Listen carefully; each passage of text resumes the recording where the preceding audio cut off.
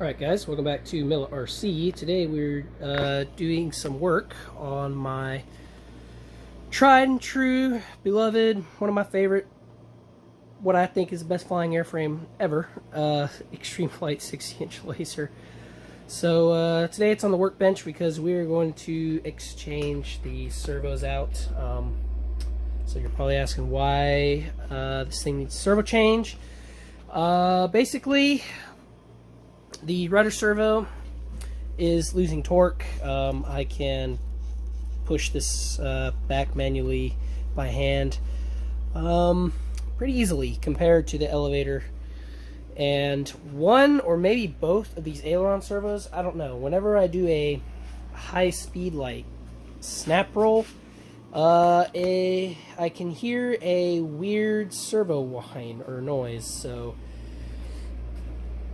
I don't know if there's something to do with the gear train or bearings or what, but one thing I learned is whenever a servo squeals, something like that right there is pretty, the percentage of that happening goes up by quite a bit. So, and I don't want to take a chance on my favorite flying airplane. So, yes, we're going to do a servo change. And here are the servos that were previously in it and my reviews. These were the Pro Modler servos. And you know, I did do the video that kind of turned into a servo review or rant problem about Pro Modlers. The DS160s, when they were new, they actually worked alright for the price.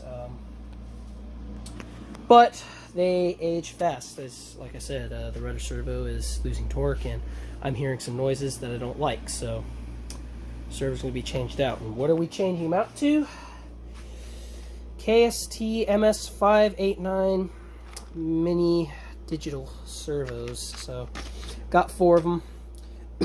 I'm going to use KST servos because obviously they are working really good in my extra. These KST DS215 MGs. So we're going to try KSTs again, and hopefully we'll have some better luck. So anyway, yeah. We're going to go ahead and do servo change. So I'm not going to have a whole lot of tips and tricks, but if I find something, and we'll do an unboxing on what comes with these KSTs and all that. So anyway, and then we'll probably do like time lapses or something with me putting servos in. So anyway, we'll continue with the rest of this video. Alright, well, let's go ahead and take a look what comes inside the box of one of these KST MS589 servos. Real quick, here are the specs, and you can pause the video for that if you want to. 25 tooth spline, so my servo arms that are on my old servos will be compatible, so that's good. So let's go ahead and open it. So minimal packaging, which is kind of nice, or I don't know, just whenever I see packaging like this, it's like, what are they going to want? What are they paying for? Like, we're paying for the actual product, not the packaging. It just seems like it costs more for the manufacturers to pay for packaging like that compared to something like this. So I don't know. That's just something that kind of irritates me, I guess. Here's the hardware package. Pretty basic. You got all your plastic servo arms, and it looks like the red one has a little bit of reinforcement, which is nice. But obviously for a 3D plane like this, I'm going to be using the metal ones. But we got all the grommets here, all the eyelets, servo securing screws, nothing new about that. They are Phillips head though, or cross point screws, whatever you want to call them, which they work, but I'm more of a hex key kind of guy, so I will be using probably those, or yeah, I'll be using those. So let's go ahead and take a look at the servo now. Shake it out of the box. So here we go. Pretty nice looking little servo.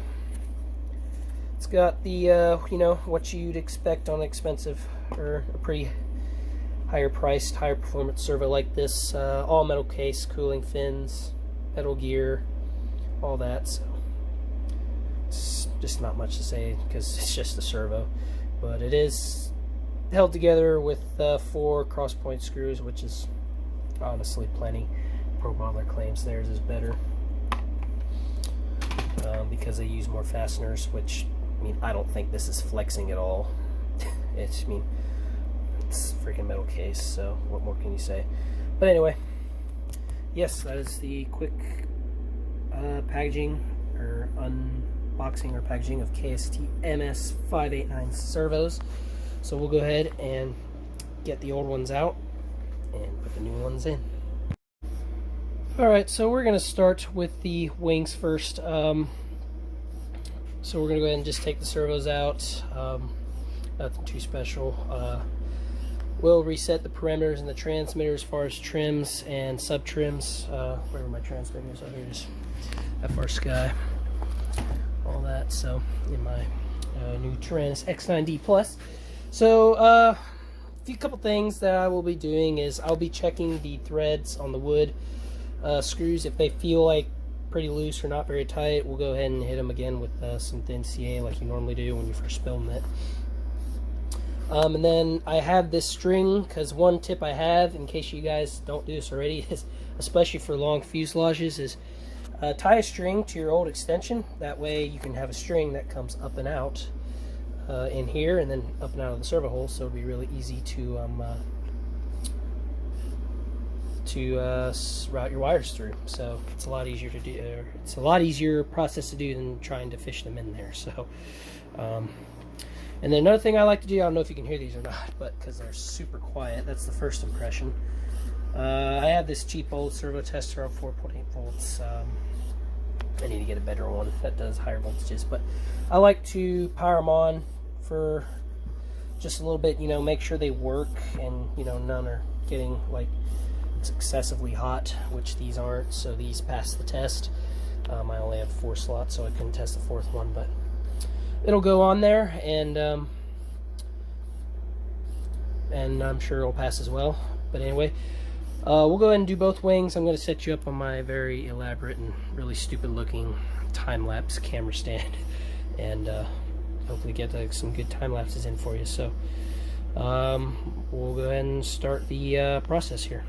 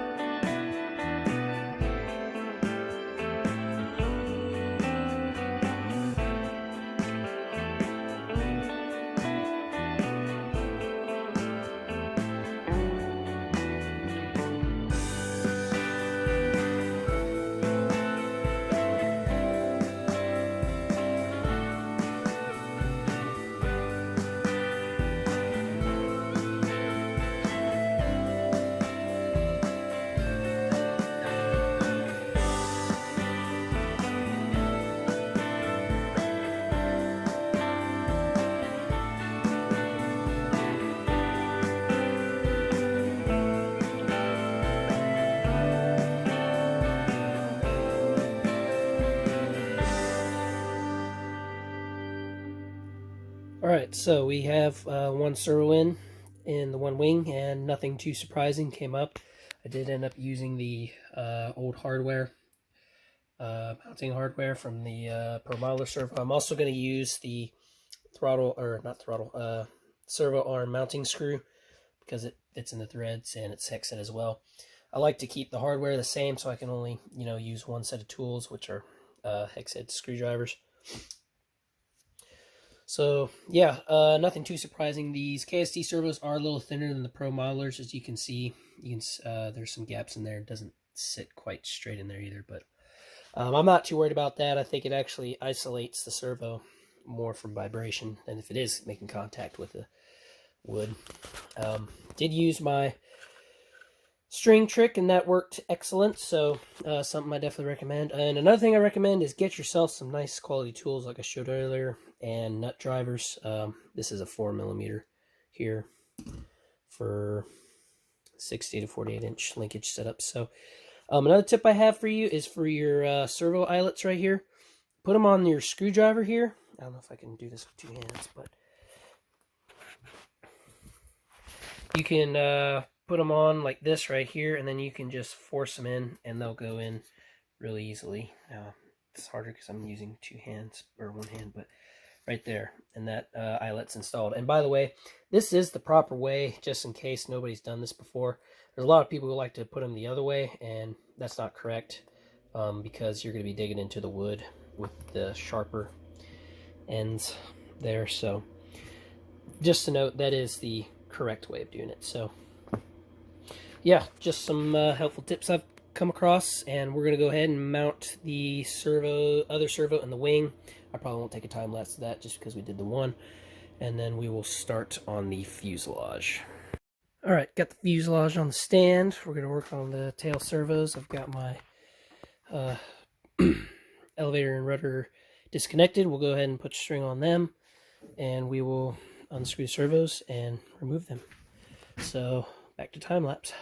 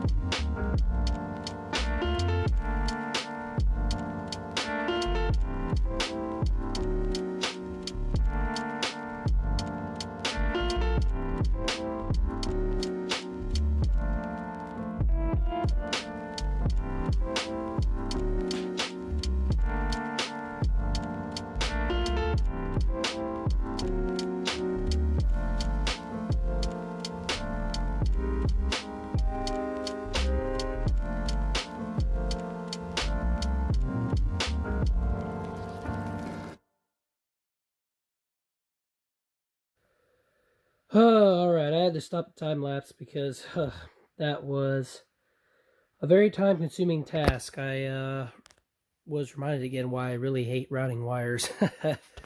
So usually what happens when I route wires like this is I got problems with the extensions and stuff. Well, that ain't gonna focus, is it? Probably not. It's too dark. But the formers in there with the wires in them. I don't know if I have a, let's see if I have a light here I can turn on.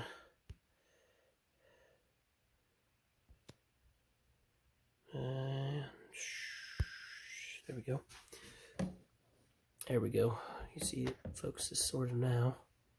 A little bit. My blocking the light, but anyway, those rear formers, if they could focus on that. There you go. It's a real bear to get those wires through. So I just stopped the time lapse because that was going to take way too long. But got the servos screwed into the tail, elevator, and rudder. So we're going to go ahead and center everything in the radio and hook up the controls. And we'll just go ahead and just skip to the video. We won't do any time lapses. That will show this thing, show the new servos in action. So stay tuned till then. Alright guys, well, she's all hooked up and ready to fly. Got the throw set, ailerons in the same travel movements, all that. So let's go ahead and show you what these servos can do. But first I want to say, listen, you hear anything? No. That's what I love about these KST servos. Neutral, they are dead quiet. So much better than those pro modlers, so they wouldn't stay quiet at all. I mean, it wasn't annoying, like they weren't loud by any means, but it's just every time I plug this in, I'm blown away that I hear zero noise from these KST servos. So we'll go ahead and start with the ailerons. I don't have any rates on these. I switched that from the review. I normally run rates on this kind of an airplane, I used to run rates on it, but I don't anymore. But as you can see, we got full travel up to 43 degrees is what I've set it to. Nice and speedy, and the resolution on these is just great. I mean, look at that. So much better compared to the pro modelers. So yeah, then we got the other aileron doing its thing, obviously, and they are moving in the correct direction. Elevator back here, we'll go low rates. Here's low, and this is the same for my review. I haven't changed it since, but mid right here, high rates, and high. Plenty fast, so you can see the resolution is just so much better compared to the pro modelers. I'll stick a little bit of footage from the pro modelers before I took them out right now.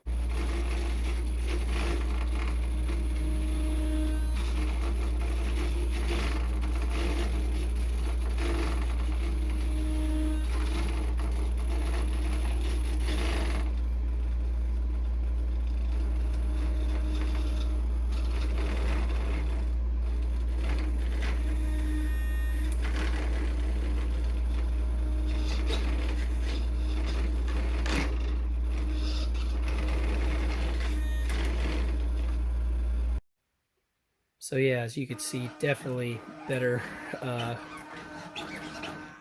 resolution than those pro modelers. Rudder is no different. It's works just fine, and it's not all the way traveled, and it will very easily hit the edges of the elevator. So yeah, man, gotta tell you what, I am impressed so far. So, and from the just messing with them or just installing them, it looks like they center well, so I think they will be a really good candidate. So I'm going to get some flight footage for you of these new servos in here. I mean, I don't know what else, but I don't know. You probably won't be able to tell the flying difference, but I will be able to, and I'll make sure to note it in the video. So as far as the airframe goes, as far as an airframe update, not too much has happened. Just general hanger rash. I haven't done too many upgrades from it. Well, one is I'm missing an SFG bolt, obviously, so I need to get a new one of those. This wheel fairing is cracked right there, and my wheel pants, because I'm on a gravel lane, they tend to not last long, so yeah, they get cracks in there pretty easily. So general hanger rash. The only thing I have upgraded is obviously the servos. The receiver is an FR Sky setup because I switched to FR Sky. So Only thing that changed from my previous videos. And then here's probably the biggest one. As you can see, this prop is pretty much custom schemed for this airplane. And it is a 16x8, the same as the one they recommend, so no big problem there. This used to be the only one they used to sell. You have to go to, it's for sale at Extreme Flight, and I'll leave a link for this particular prop. But I think they're selling different colored props now too. I haven't looked, but last time I looked, I did see some different colored props besides this one. But as you can see, it really fits the airplane and makes it look good. But yes, that is the end of this video. Thank you guys for watching, and tune in next time as we will have a flight video. So thank you guys for watching.